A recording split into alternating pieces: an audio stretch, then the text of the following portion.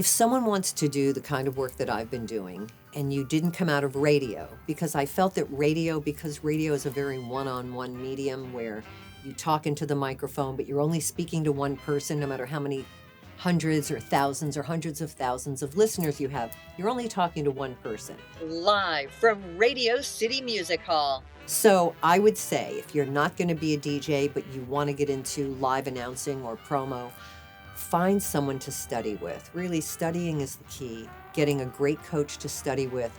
I tend to tell people, try not to promise a coach that you're studying with that you're going to do a demo with them. I think that gets a little complicated. Study with as many great coaches, and then you'll figure out who the right coach is for you that will then ultimately produce your demo. But having a great coach, having a demo, it's how you get started in this industry. Not all announcements are done live. The things that we do live are the majority of a show, but the things that have to be done and pre-recorded are anything that's married to a graphic. So that's kind of how you know what the announcer's job is. If we do a big live open and introduce the host, then after that, any introduction that we do is generally live. Ladies and gentlemen, please welcome. If it's an award show that has winner walk-ups, that's where they say, and the Oscar goes to, the announcer's voice escorts them from their seat all the way to the stage. That has to be done live because we don't really know who's going to win. And we have to have all the paragraphs written about that particular award winner.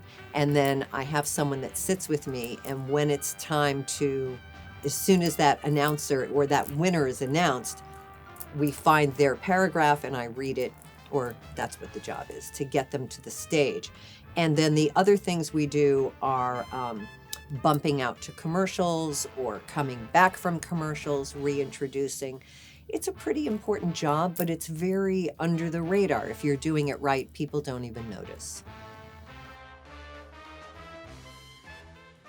Well, I try to avoid sugar for at least 30 days leading up to a show because sugar it'll take your immune level down.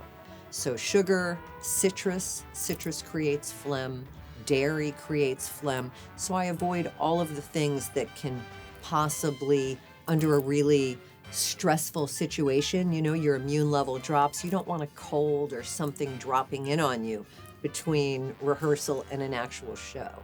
Yeah. I was invited to do a TEDx talk, which blew my mind.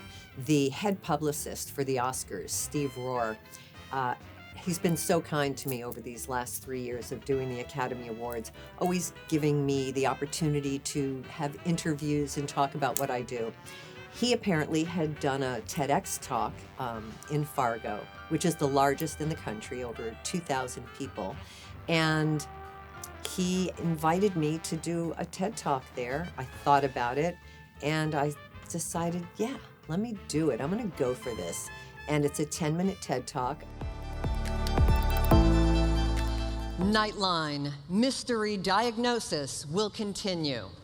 My name is Randy Thomas, and as you've just heard, I am a voiceover artist, and those are some of the things I have said before. And it's telling my story, which I didn't have a very happy childhood, had a lot of challenges growing up.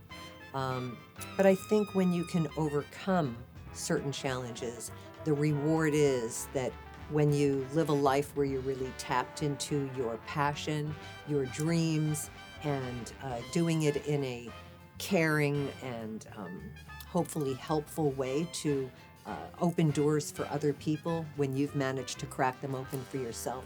It's been an incredibly rewarding journey for me, and I'm really excited about this TED Talk. I'm a little terrified, but I'm very excited, and I hope you guys will take a look at it when it's out there.